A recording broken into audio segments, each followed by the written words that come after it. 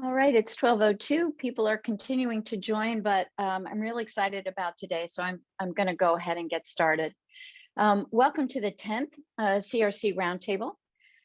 This is if you haven't been with us before, this is a monthly virtual seminar series. It has a unique intention. It's to host targeted, inclusive, and informed conversations that match scientific advances and management needs. The webinars are designed for contribution, not consumption. And each seminar invites a diverse range of researchers, managers, and other professionals to have conversations around critical topics in order to build a connectivity between all of us and to increase our collective competency for decision making.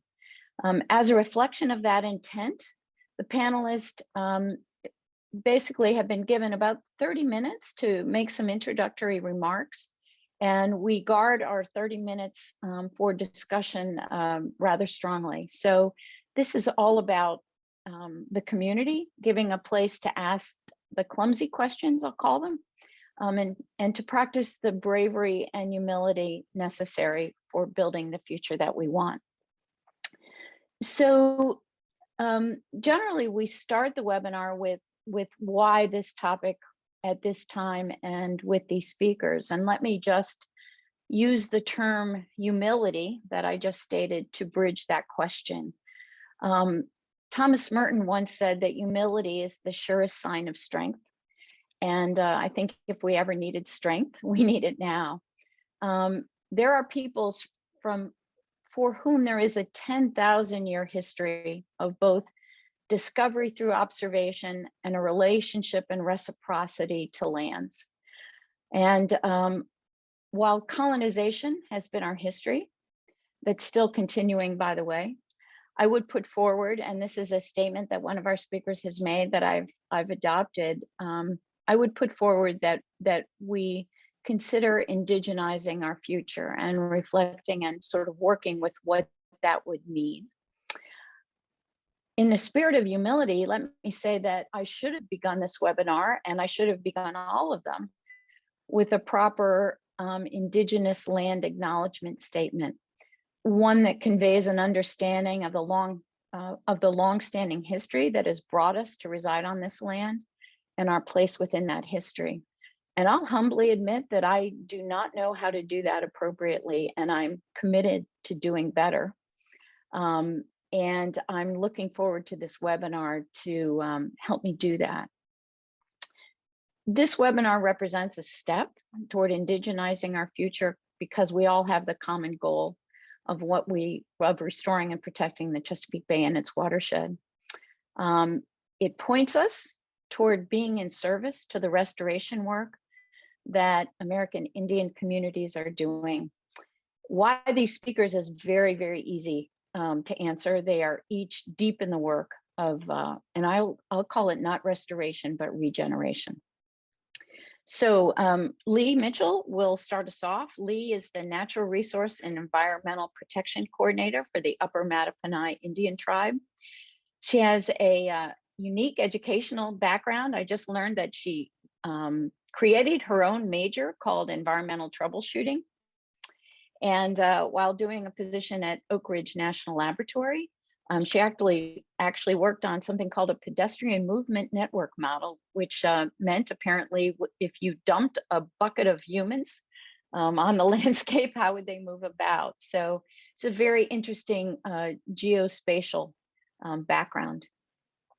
Nikki Bass is the Associate Director of the Science and Policy Division at the US EPA, and a descendant of the Great Dismal. And if you haven't yet, I would advocate reading her multimedia history of the Great Dismal Swamp that's online. She's a practitioner of environmental science from an Indigenous mindset to address current challenges of the waters of the Chesapeake. We also have a guest speaker who we're going to try and see if he can call in, which is Connor Tuppence from the Wero-Wacomico Ancestral Land lead intern with the National Park Service. So we'll see if Connor makes it to call in. And with that, I'm going to humbly turn over the floor to Lee to start us off.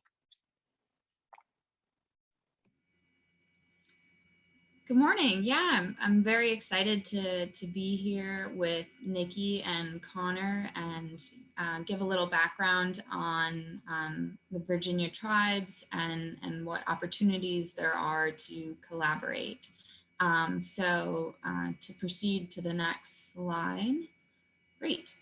So this is kind of a 101, and it might be review for some of you, but I think it's important given the recent federal recognition of most of the Virginia tribes, mainly in 2018, to review. So again, there's 7 federally recognized tribes. That includes Chickahominy, Eastern Chickahominy, Monacan, Nansemond, Pamunkey, Rappahannock, and the Upper Mattaponi.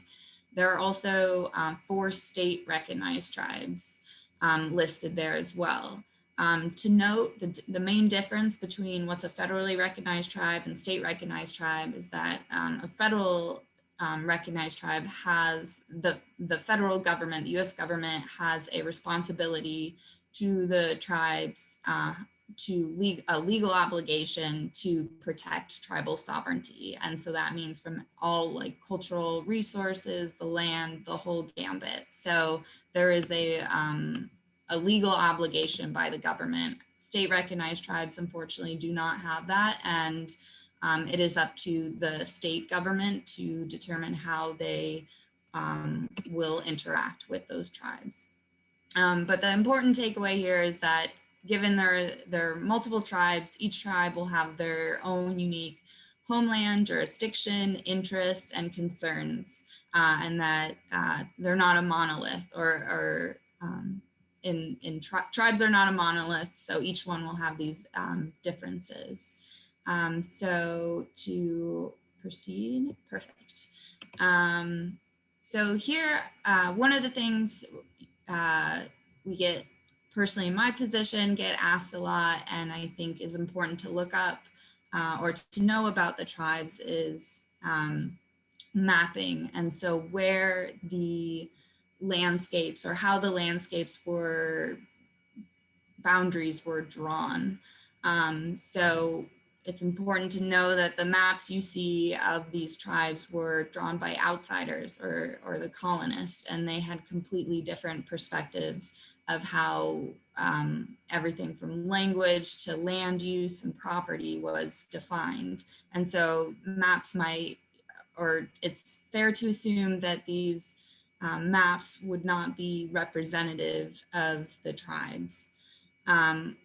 A more common perspective of land by natives was to use waterways or a watershed level view of the land. And so with that, the areas between waterways would then be kind of use of rights of the land. So a collective usage. And that would be used for things like foraging and hunting. So this is perfect. No, you're doing, thank you. So just to go over kind of the consultation requirements here, if you were to, or if you've come across working with tribes in the past and have maybe not understood how it works, going into the details here. Again, is the federal obligation to consult with tribes on a government to government basis. So that is that, every federal agency would work with each individual federally recognized tribe should a project impact them or a policy impact them. At the state level, Virginia is in a unique place in that there hasn't been, the state has not developed a consultation policy yet. This is, I think most other states that have federally recognized tribes do, and it's commonplace for them. But given, again, the recent federal recognition these tribes that has yet to come about, but we're hoping to see that in the near future. But there's no legal obligation for the state or the state agencies to consult with the federally recognized tribes in Virginia at this time. But again, it is considered best practices to consult with the tribes in order to meet that trust responsibility for tribes. And again, each tribe, as far as going about consultation, will have its own consultation policy and requirements.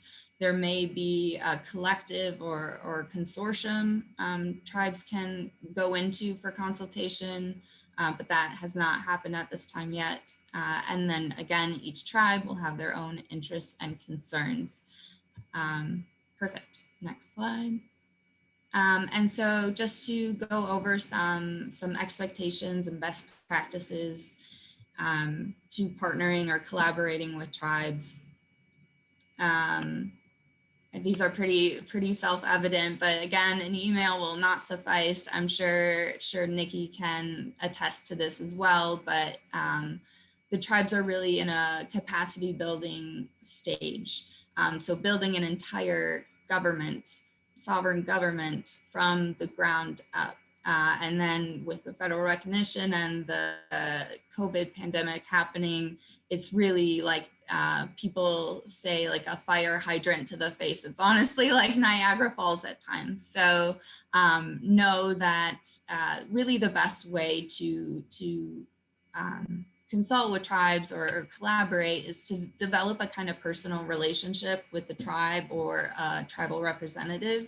And that takes, more than an email. It takes multiple times. Usually it might be a little longer time frame to develop that. But really the tribes are eager to collaborate and work on projects that are within their homelands and help restore them. The other thing to note is that the tribes will probably want more information on projects, so be prepared to send them that, and that early involvement in a project is absolutely key. So bringing them in when you just come up with the idea versus when you have, all right, this is the site, these are alternatives. It's important to bring them early so that both parties benefit from the knowledge they would bring to it. And then finally, to not assume tribes' interests or capacity. So for example, I work with Upper Mattaponi, located in King William County.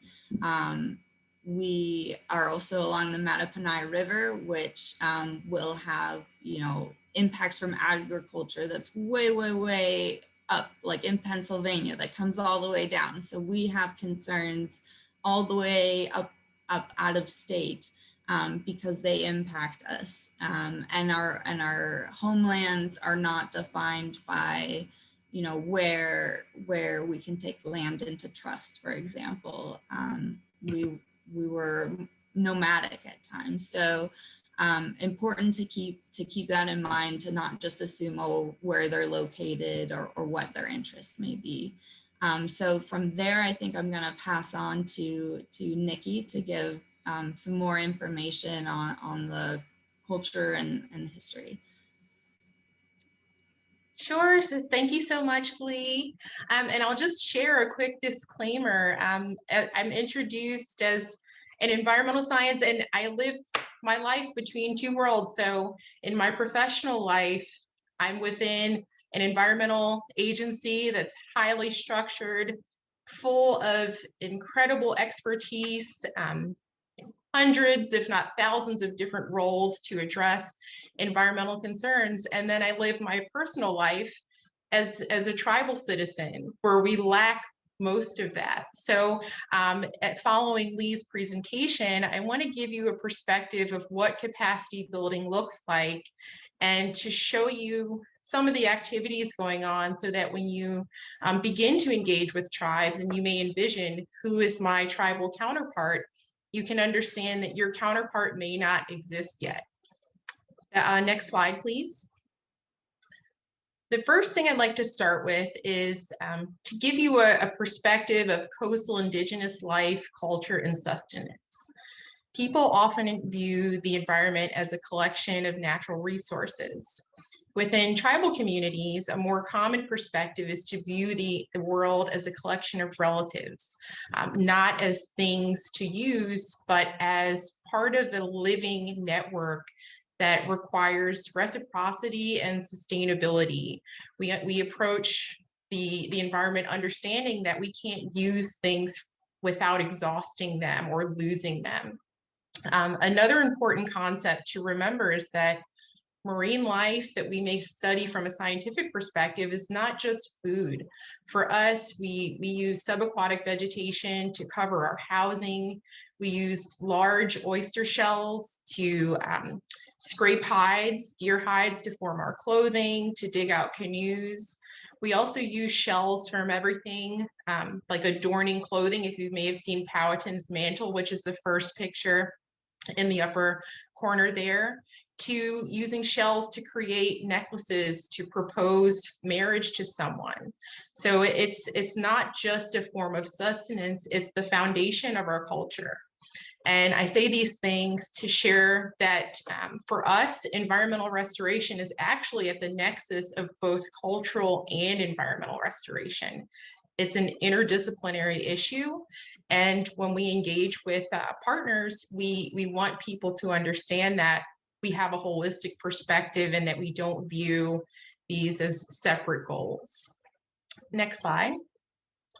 And then I'd also like to share a perspective of some of the conditions we're living in and the environmental challenges we face.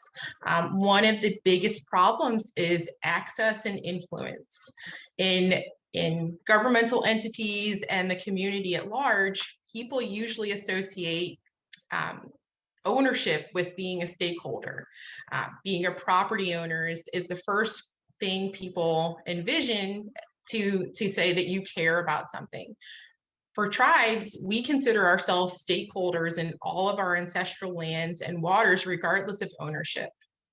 And so, these are things that we're constantly struggling to manage, to build capacity for, to have the staff and expertise to protect our ancestral lands and water. Another big issue is environmental justice. As tribes, we have progressively been displaced from much of our ancestral land, and the lands and waters that we've been able to remain connected to are usually the land and water that nobody else wanted, unfortunately. So within the Nansemond community, we were displaced from the Nansemond River toward the Great Dismal Swamp, toward lands that colonists were less familiar with, less experienced with, less ideal for an agrarian lifestyle. And for us, we have worked for hundreds of years to hold on to the land we had and to return to our ancestral settlements along the Nansemond River. The map that I have here today shows you that almost all of the creeks on the Nansemond River are currently condemned to shellfish harvesting because of centuries of pollution, over-harvesting, dredging. A wide variety of issues have led to where we are today. And for us to be advocates for the restoration of our water quality and advocates for regaining access to land, we have to really build our capacity, and it's a long-term effort. Next slide, please. And so with all of that said, I'd like to show some examples of how the Nansemond community, as well as the Upper Mattaponi community, have started to enact our vision for a better environment. Upper Mattaponi has started a tribal garden. They're working on water quality monitoring and a climate change vulnerability assessment, with Lee leading a lot of that, but also working with community members. I've seen beautiful photos of the community garden, and I'm just so proud of that.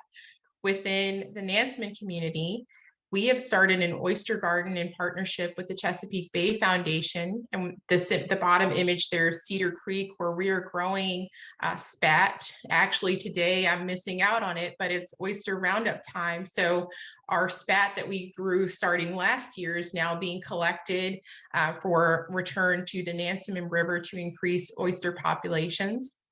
And we've also been very active in living shoreline projects. So the photo in the upper right corner is one of our tribal families working on building oyster reef balls. These are cement structures that are, I think we built about 100 that day, but the goal is to create habitat for oysters and also to stabilize the shoreline in areas where it's been degraded.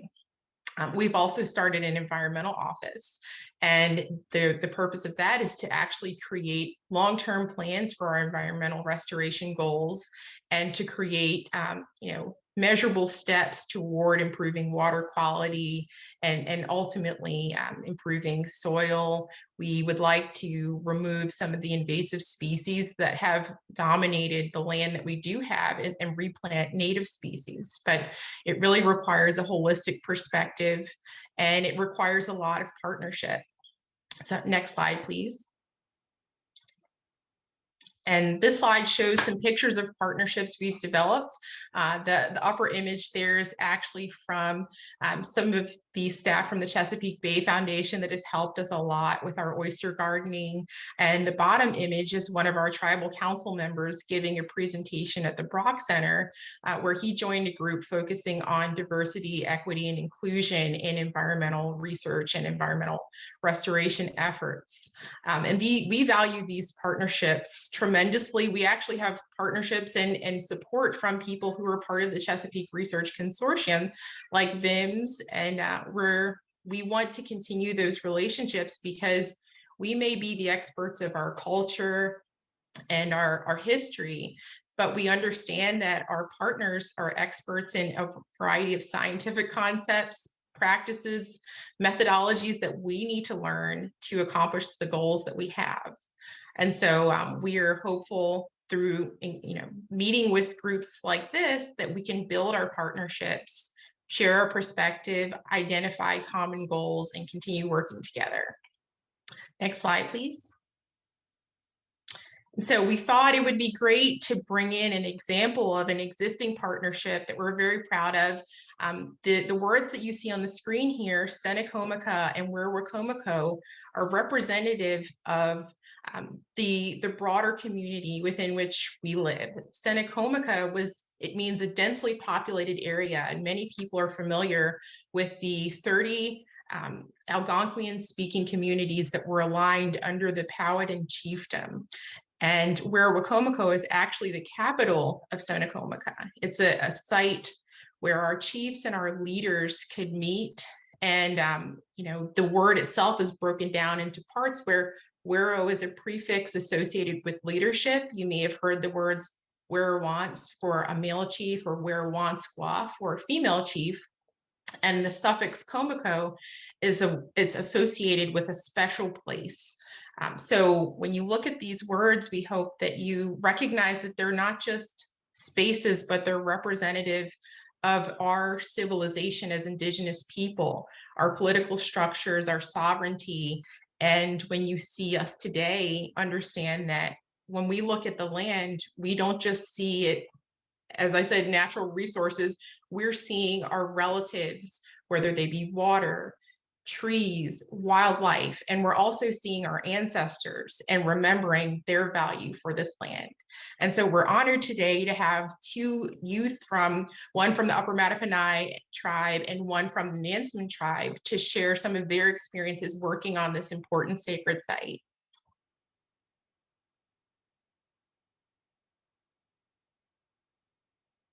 I'm not sure if they're connected, or do we have Connor with us on the line?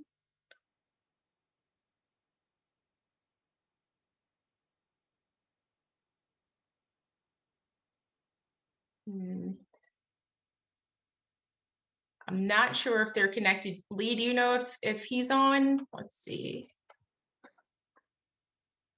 I just got a direct message from him, so I know I think he's trying to connect.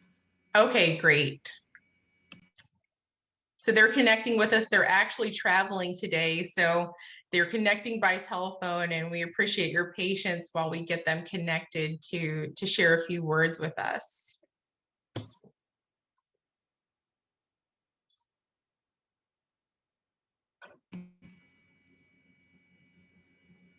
Until he's able to connect, I'm happy to, I believe there's one more slide. I can review that until his connection is resolved, if that's all right. I guess to partially conclude, to review kind of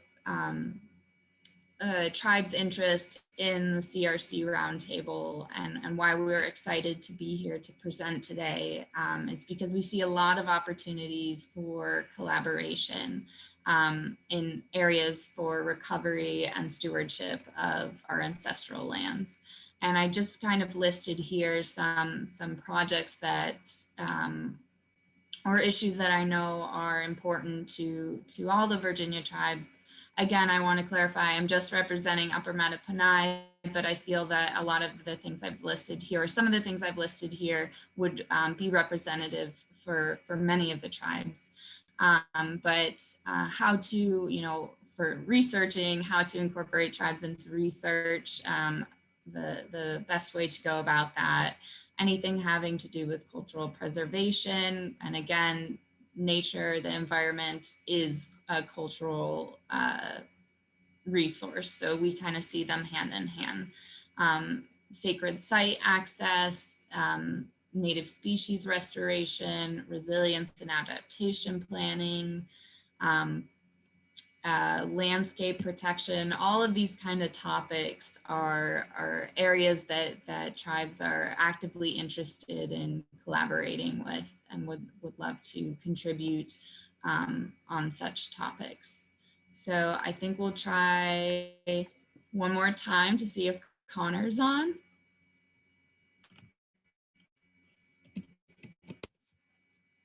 I don't know if you can tell that under participant. Yeah, if he's not on, can you talk a little bit about the project that they're working on? Either Nikki or Lee, or Sure, I'm happy to share some information about it. So Wacomico, given its significance for not just one tribe, but all of the tribes, the National Park Services has started an ancestral lands program to bring youth in to help develop a vision for the site that puts the Indigenous perspective at the forefront and in a decision-making role. And then with the public access being determined by Indigenous communities. Connor and Kaylin are both working there. They're on site. They're doing everything from cultural interpretation work to data collection, studying the wildlife on site, and planning work for how the site can be developed and integrated into the existing network of Indigenous sites in the Commonwealth of Virginia. At the end of each internship, the students develop a presentation where they share their vision. And this is actually I believe, the second cycle of the internship. So Connor did a beautiful presentation in the previous cycle where he showed some ideas for how the tribes can work together for lasting leadership of Wacomico, how we can consider things like an ancestral burial site or memorial site for people to come and honor ancestors. Also looking at things like recreation. How do we want to facilitate recreation on the site? How do we want to prioritize Indigenous use of the site while incorporating public access?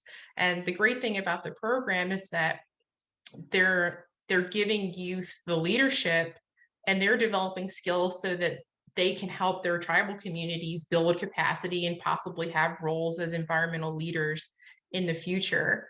And we really are excited about this. We hope that more organizations will consider programs like this, because we understand that capacity building is not just hiring staff or hiring external people to support us, but developing expertise within our community from the youngest ages up, so that we can determine our own futures and advocate internally.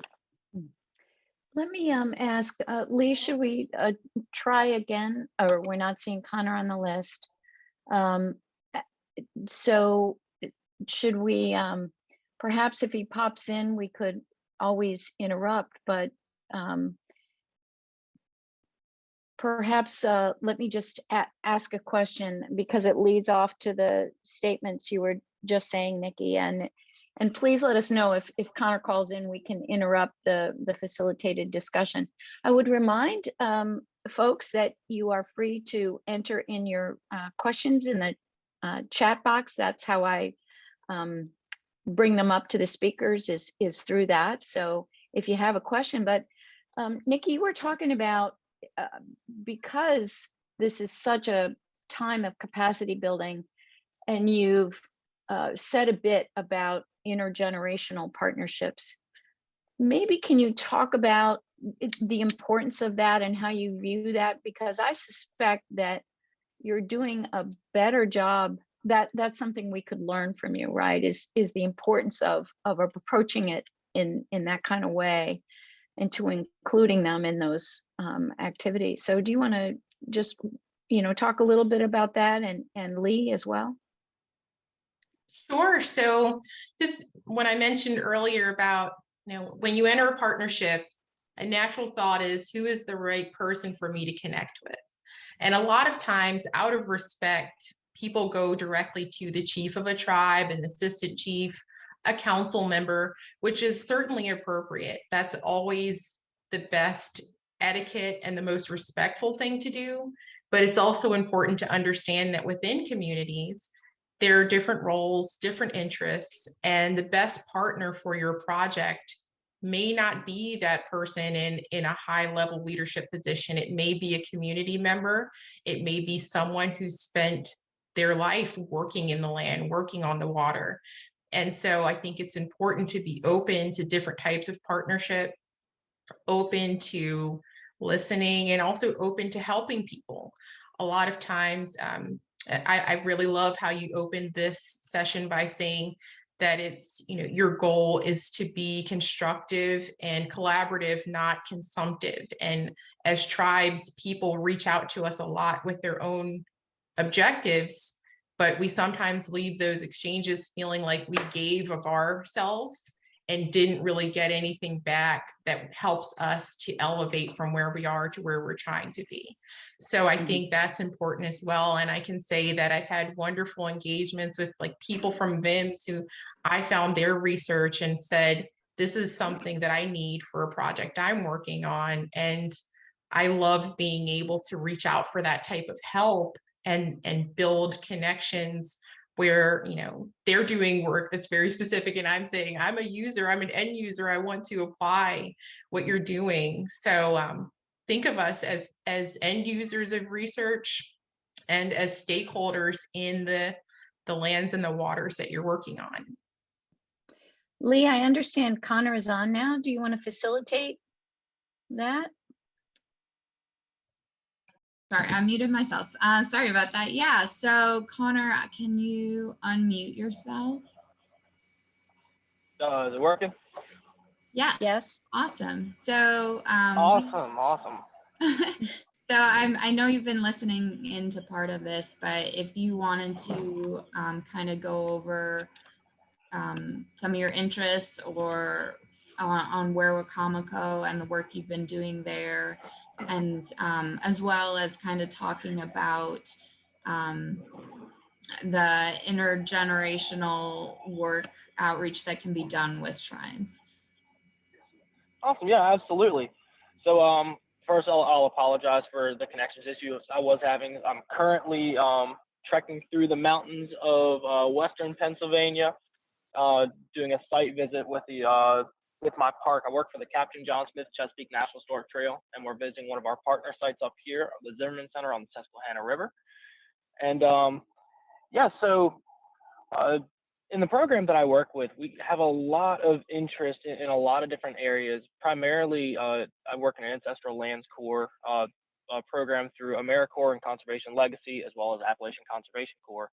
And what our main focus is to take Native youth and put them to work in their own sacred sites. So it's very important with Wakamako and how sacred it is, how it, not so how sacred it is, but how it is sacred to us as Virginia Indians, and that we don't have a lot of sacred sites left that are known right now, especially none that are in in protection, like in federal hands. A lot of them are in private hands, things that we do know of. So for an opportunity to be able to take Native youth like myself and a few others to put them into their little site, into our sites, and to work, to be working on places where your ancestors really lived, thrived, and carried on the culture that you still practice today, or you look to restart, sort of to revitalize. So a lot of the work we do out there is we do a lot of cultural resources work with the site. So working with artifacts, working with stuff like that, working with just general archaeology, and trying to really paint the picture of what the history of the site was. Well, I mean, sort of build upon what the history of the site is, but then also use it to find certain cultural context and things that we don't know about our previous culture, pre-contact, or years and years and years before, things that we don't know. So along with that comes through the Park Service comes your general resources, which is a huge thing where I think outreach to certain partners that have to do with climate resiliency and just protecting the bay front and foremost. Just that there's a lot of problems with Wakamako because of the artifacts and the certain resources we're losing due to climate change and sea level rise, as well as just intensifying of storms. Just the climate is changing, and it's not doing it's not being great for the resources that we have there. But having partnerships. One of our principal partners with the trail is the Chesapeake Conservancy. I'm sure many of you are familiar with. They help us out a lot with which is expertise on how to go about really keeping our site well prepared for the future, or so we know what can happen to the site in the future, and when it comes to climate change, when it comes to sea level rise, stuff like that, and how we can best protect the resources that we have. Because the resources that we have aren't just archaeological resources and stuff to fill in for history, but they're very key in taking our Native youth and teaching them, instead of in a book, learning about how our ancestors lived, or where they lived, or certain pieces of our culture in a book, or traditionally how we'd learn is through oral teaching, through just learning by listening to your elders and stuff.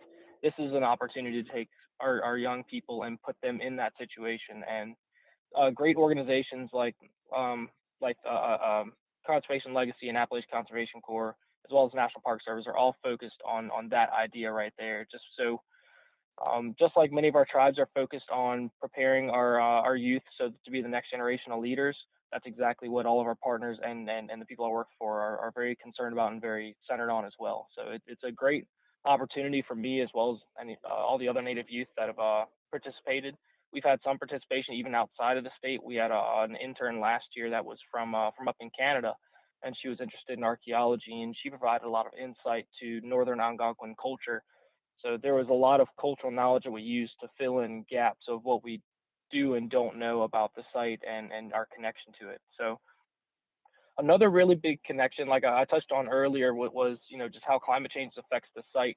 A lot of the work that I'd like to do, I'd like to see for the future of Wakamako, absolutely is stuff that we do in our own communities. Like, I know there's limits on what we can do on federal land, of course, for restoration of certain things, but we're seeing the same effects of seeing shorelines being just barren. We're seeing dead zones we're just seeing the effects of overfishing and climate change when it comes to the fish populations off the site.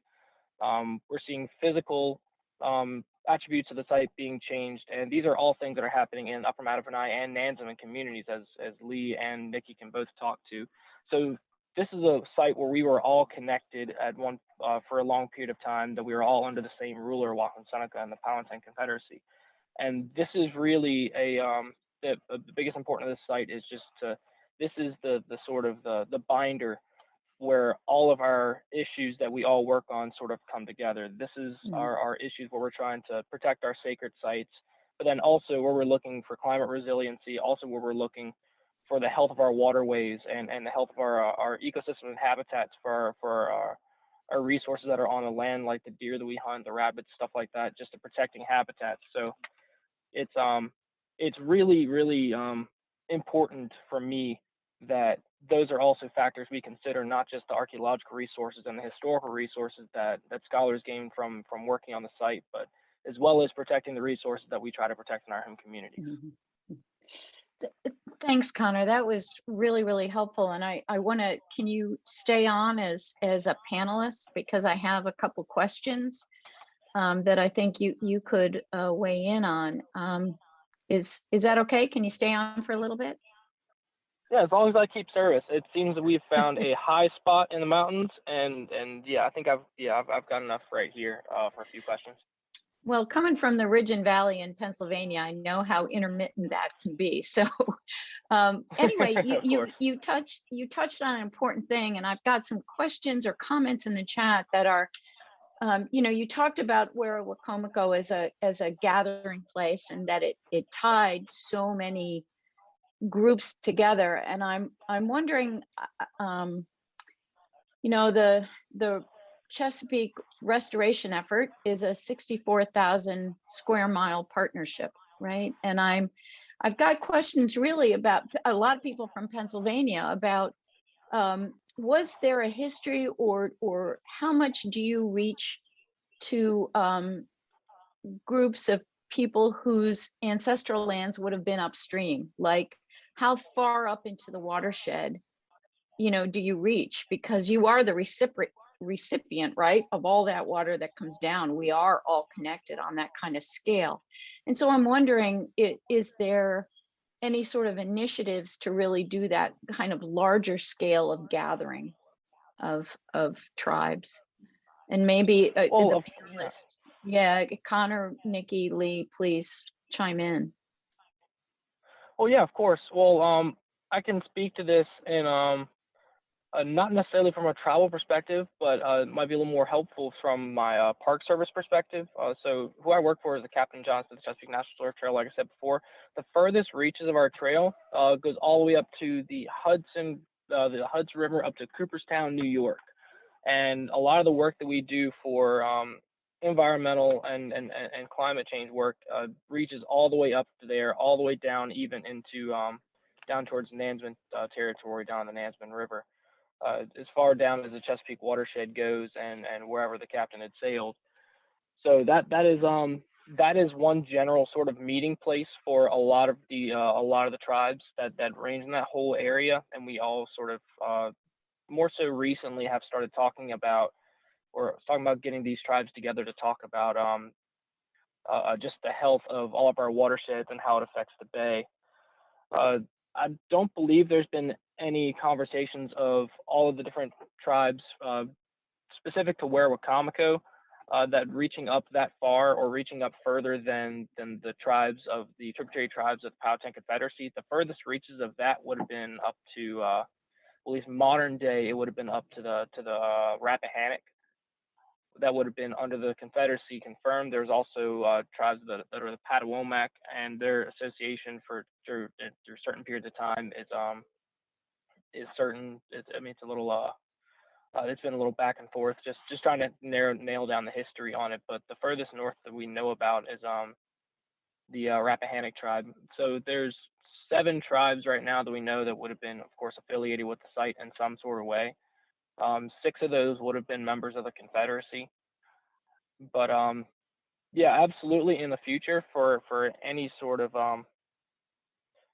for any sort of discussions on the health of waterways and the resources that come from them. So the marine life that live in the bay and stuff like that. There's definitely a lot of conversations to be had to sort of bring those tribes together to sort of talk on that same level about it. I mean, we all work in the same watershed.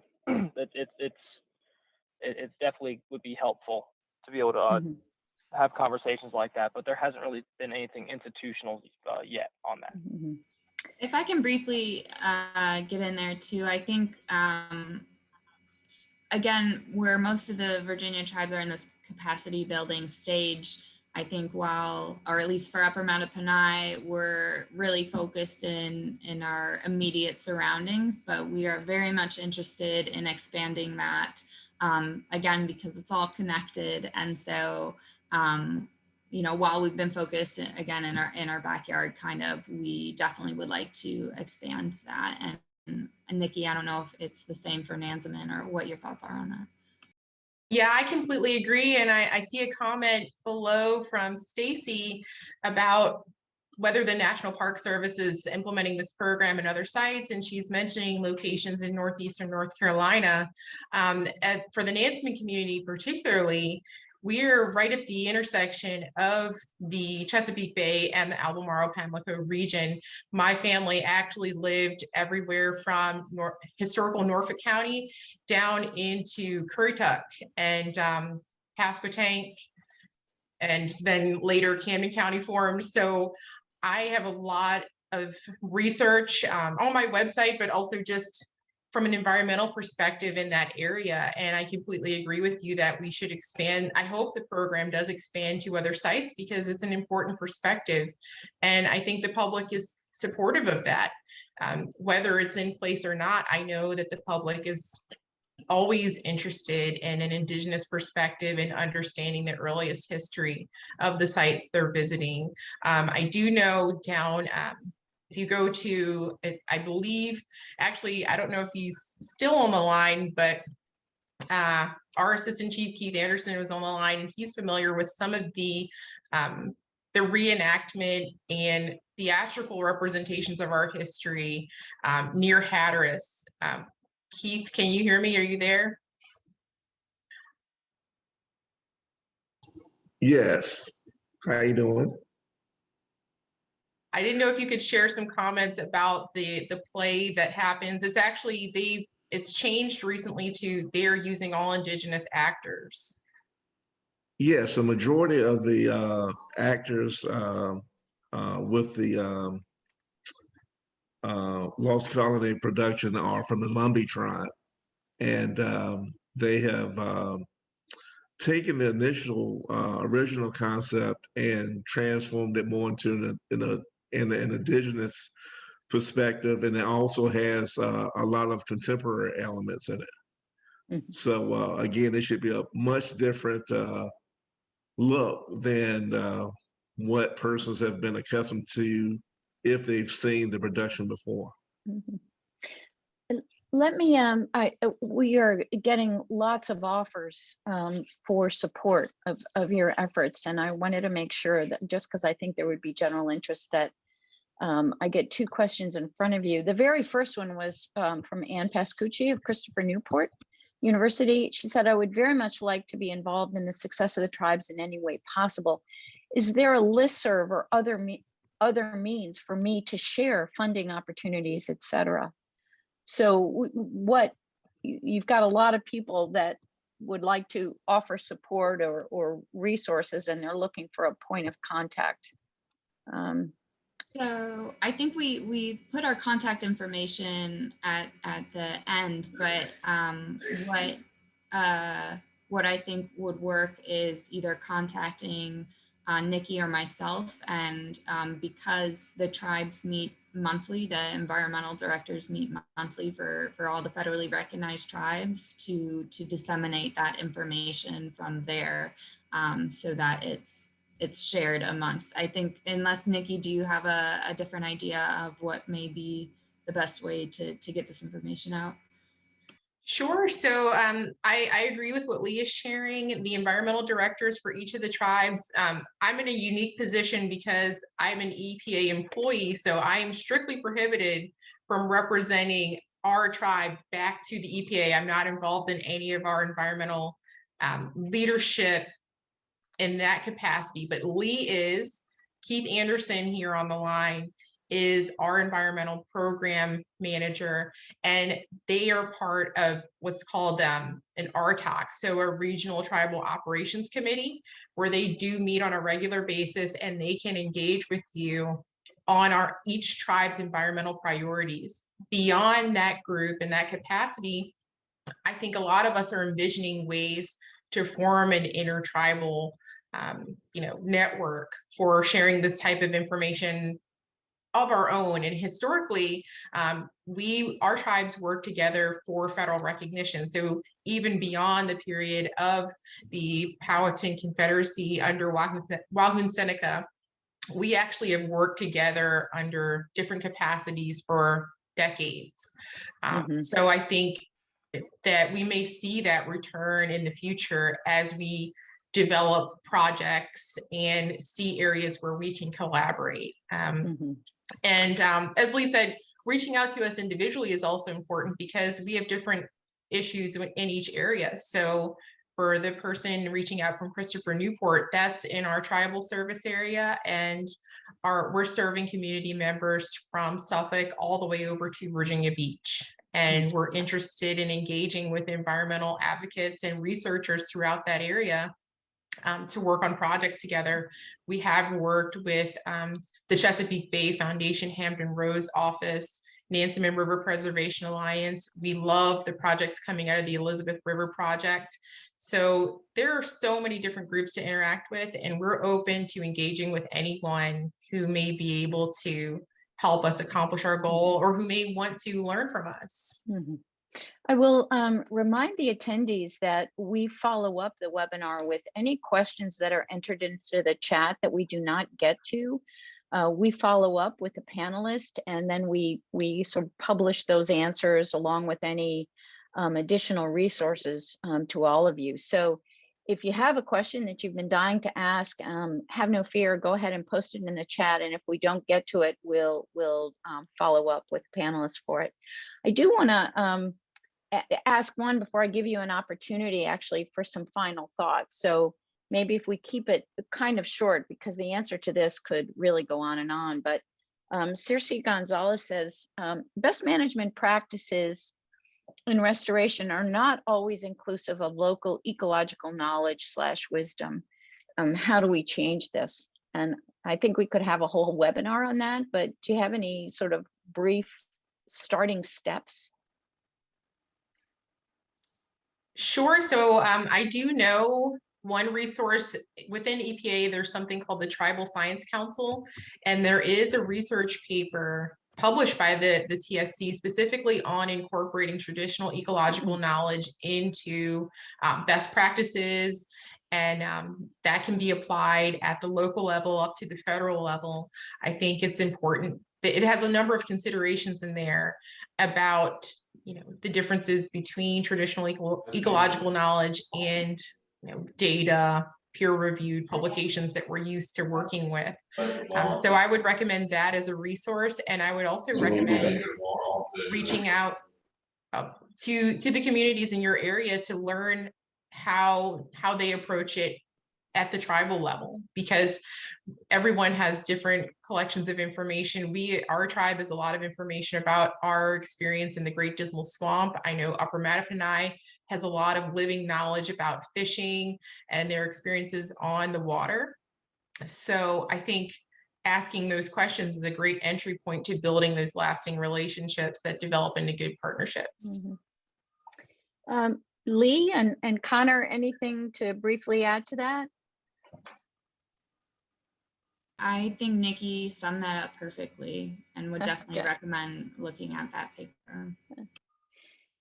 And I just want to, before we run out of time, I want to express my just deep gratitude and appreciation for all of you for being here today.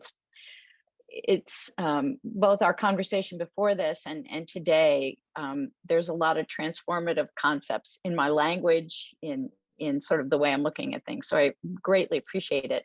I did want to give each of you just a chance for one thought you'd love to leave everyone with before we adjourn. And I'll start the other way around. Maybe I'll start with Lee and Connor, if you're still on, and then Nikki.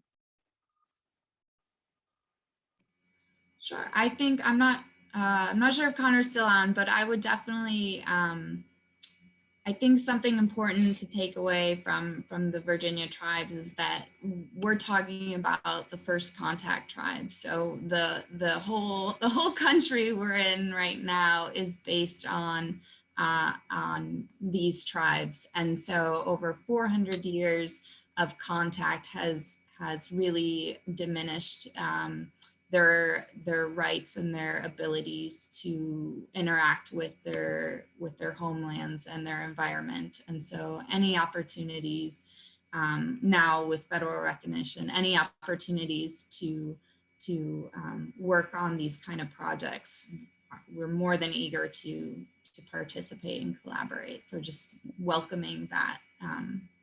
Yeah, thank you. Mm-hmm. Connor, are you still on? Would you like to give us a thought you'd like to leave us with? You might be in a valley. Nikki? Sure. So I just want to say I put a kina, that's the Algonquian word for thank you.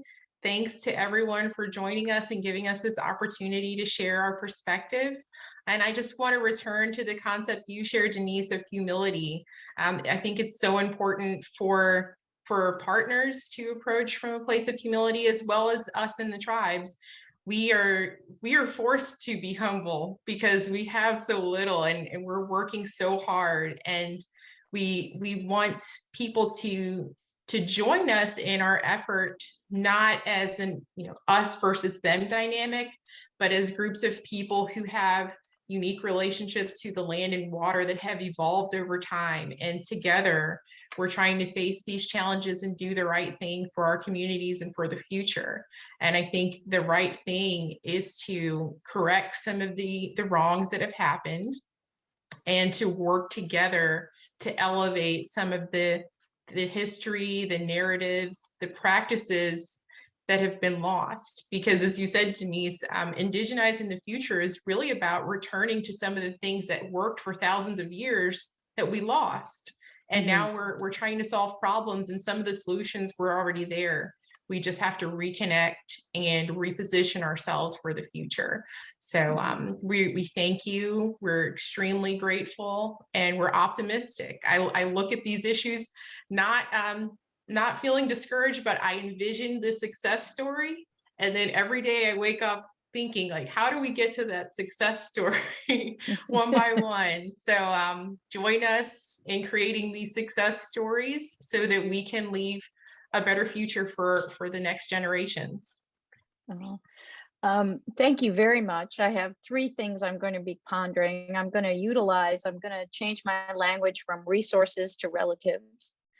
I am trying to unpack in my mind what it means to indigenize the future. And so I thank you very, very much. I would say to everyone on the call, we are not taking the summer off. Our next CRC Roundtable is actually going to be talking about a program called C-Stream that the CRC has, which is really working on the professional development from underserved populations, and to make sure that we have the widest possible range of solutions on the table for the restoration and regeneration efforts. So please join us, and thank you again, and have a wonderful day. Enjoy it. It's absolutely gorgeous outside. Thank you.